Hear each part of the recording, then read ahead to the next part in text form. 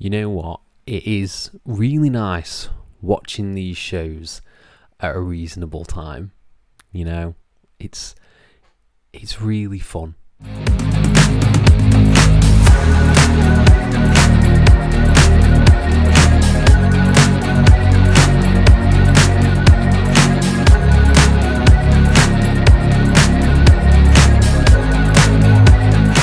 Hello and welcome to FTTR. I am Hugh McQuaid, and today we are talking about WWE Bash in Berlin, the big old premium live event that was taking place in Berlin.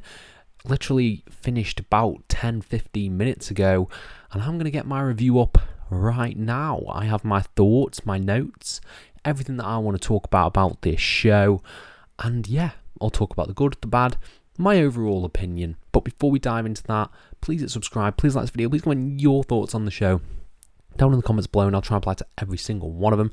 First off, I want to say apologies for the lighting. I'm not usually keen on doing my videos at this time of the evening. I don't get good light from the light above, so you're going to have to deal with this. So I hope that's okay. Now, Bash in Berlin. Bash in Berlin, I think I would say was a solid show. I don't think this was great. I don't think this was terrible. I thought this was a perfectly serviceable premium live event. 5 matches, no bad matches on the card. Just fine. I thought it was really, really fine, and I feel like it was amplified by the crowd. Probably like Backlash and like this one. I think these European crowds really elevate shows, because I think if you take away the crowd, and this was just a standard crowd for Raw, I think you're looking at a bang average show. But I think they elevated every match, even the matches that I thought were incredibly average, they were elevated by this crowd.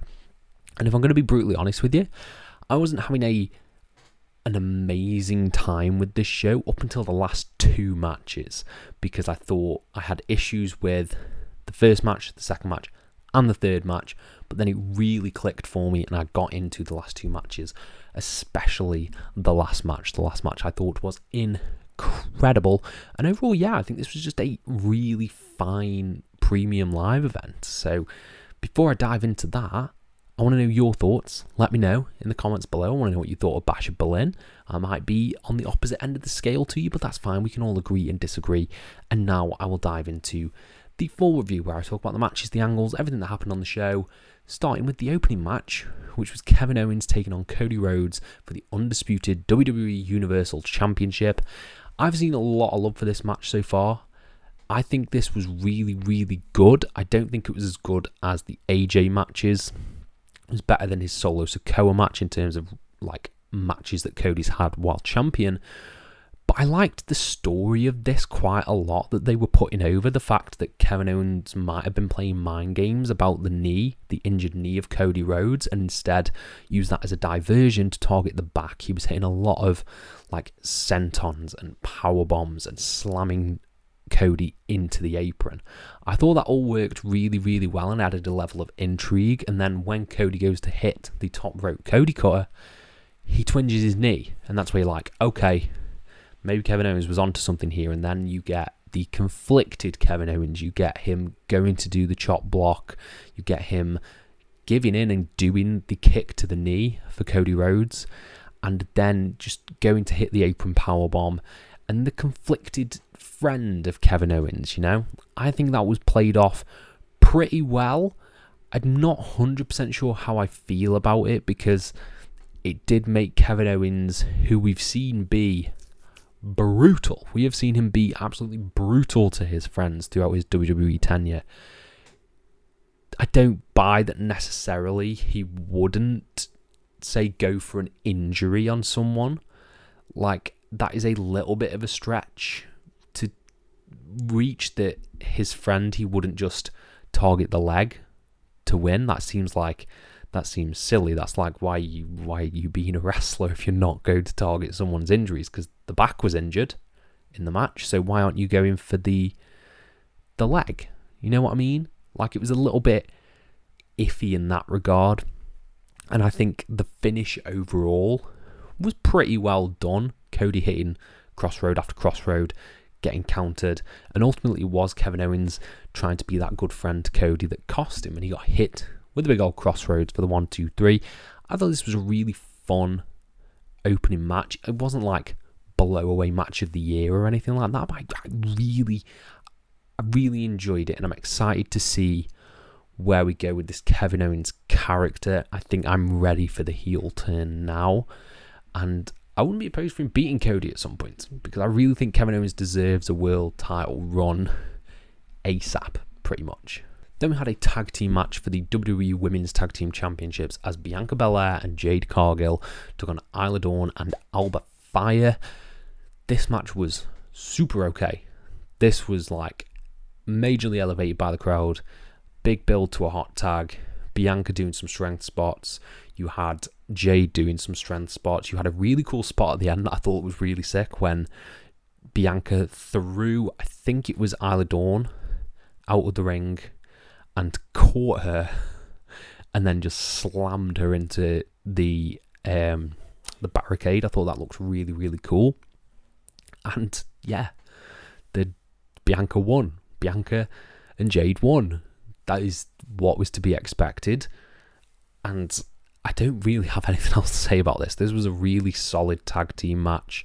Everyone got their spots in. I thought Alba Fire looked tremendous in that. The former Kaylee Ray, I think she's fantastic, and I think she really deserves to be pushed above this division. I think she is a women's champion in the making, personally.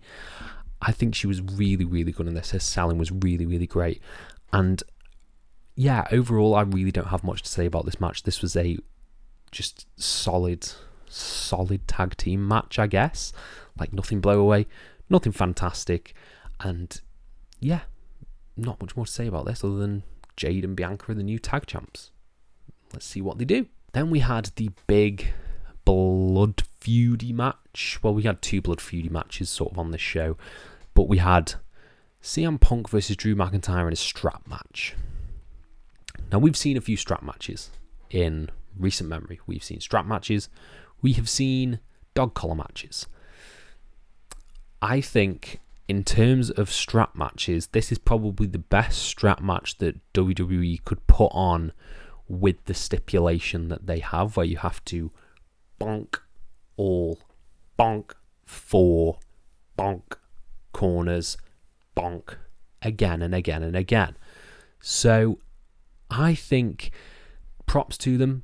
They put on a really good match, but it doesn't help the fact that the gimmick is so fucking stupid.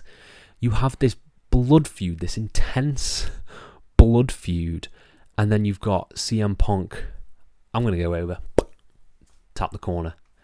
It just takes away a lot of the drama. I think if this was a standard strap match, like a Danielson Starks, you wouldn't have this issue and this sort of, like, just weird mini game. It's just weird that in between all these points, they're touching the corners. And then you have commentary who also didn't seem to be on the same page with how the rules worked. Michael Cole was saying that they should reset after every punch. Wade Barrett was sort of the opposite of that. But then I don't understand how that technically works. Like, why does it get reset at some points? The easiest way to do it is just as soon as the opponent touches one, it vanquishes the others. Like, it's right there. Okay, Drew touches 3, Punk touches 1, boom, Drews have gone, and now it resets to Punk. I don't understand why it wasn't done like that. But overall, like, because I could rant about the stipulation for ages, because I thought it was stupid. The action was really good. A lot of claymores, a lot of GTSs from Punk. You had Punk sort of go into the corner. No, I don't want to tap the corners. I just want to beat the piss out of you, which is why the gimmick is stupid. If it was just a strap match, you could just beat the piss out of him anyway. So I thought that was fine. You had Drew pulling out the friendship bracelet. You had him, Punk, hitting GTS after GTS and getting the friendship bracelet and then touching all 4 corners. And Punk wins. I thought this was literally as good as it can be with this gimmick. I thought it was a really, really, really good match. I didn't enjoy it as much as their previous match. I do think that the SummerSlam match was better than this. But I'm excited for the Hell in a Cell match that we are going to get. It's got to be Hell in a Cell at Bad Blood for Punk and Drew. And I think that should be the blow-off. That should be the ultimate blow-off. It should be an incredible, bloody affair. I can't wait for that. And overall, I thought this was really, really solid stuff. Next up, we had mixed tag team action as the Terror Twins. Damian Priest and Rhea Ripley took on Liv Morgan and Dominic Mysterio. This really hooked me back into the show. Like, it really, really did. I thought it was so unbelievably fun. This gave me everything I wanted. It was everything I wanted it to be, which was mainly Priest and Rhea beating up Dominic Mysterio and Liv Morgan, because that's what we've all wanted to see. We wanted to see them get their hands on these pricks, essentially. Like, that's what we want. We want the Terror Twins to hit chokeslams, to hit riptides, to hit big moves on them, and that's exactly what we got. We got the shenanigans in there of Dom getting the upper hand on Priest by throwing him into some steps, and then Liv Morgan raking the eyes. We got all that. We had the insane, always impressive move, like the sunset flip-esque bomb that Liv Morgan does on Rhea Ripley. So they did get offense in, and I don't think they came across as weak necessarily. But this was all about highlighting how good Priest and Rhea are. And they're fantastic together. They really, really are.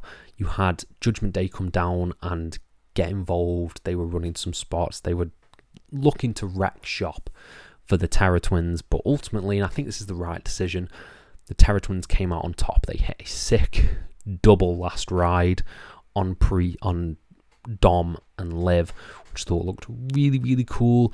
You had Priest looking like a badass when he took out JD. Then he'll take out Carlito. Then he took out Finn. And Rhea hit the riptide on Liv Morgan in the middle of the ring for the 1-2-3. Perfect ending. The only other thing I would have changed to make it even more perfect is that should have been Rhea pinning Dom. Like, just have her hit the riptide, pin, 1-2-3. That's the perfect ending, really. That is the perfect ending, is Rhea pinning Dom. So I'll see where we go from here. But this match really hooked me, and I thought it was this was just fun. As much as I'm not really into the story, I thought this was really, really fun. And then we had the main event. It's weird, these 5-match cards, because the videos do not go as long as some other videos I do on this channel. But yeah, the main event was Gunther defending his World Heavyweight Championship against Randy Orton. This match, as like many of Gunther's, was goddamn fantastic. I thought this was incredibly good. From the opening, just the lockups, the heat from the crowd, everything was in on this match. Randy Orton doing the Mexican wave and shutting down the fans, that was great. That was really, really great, because then the fans locked into the match even more. And it was just a hard-hitting war, is the best way I can describe this. Gunther is like, he's easily top 2 best wrestlers in the world. Like, he's incredible. The way he was selling his arms, the way he was moving around and shielding his arms and chopping with the other one, and Orton working over him, it told a really good story, a really good in-ring story. And I loved that Randy Orton did potentially have the better of Gunther in some of these exchanges. This was not a one-sided affair. This was a really heated back and forth, and Orton was doing absolutely everything to inch out a win, from eye rakes to a huge back suplex, back body drop on Gunther through the table. He just put everything into this. This is like probably the best Randy Orton match. 10 years, maybe, easily. 10 years, 15 years, 20 years. I don't know how far back we get. No, because 20 years would be 2004. I feel like he's probably had a better one since then. It's hard. This is one of Randy Orton's best matches of all time. And I loved it. I absolutely loved it. The final sequences where they were trading RKOs, where they were trading power bombs, and then the closing sequence when Gunther was just locking in choke after choke after choke, and it looks like Randy's going to get out. He slams Gunther down. Gunther pulls back up, locks in the sleeper again, and Randy passes out. Gunther retains the World Heavyweight Championship, which is, of course, the right decision. And then they have a handshake after the match.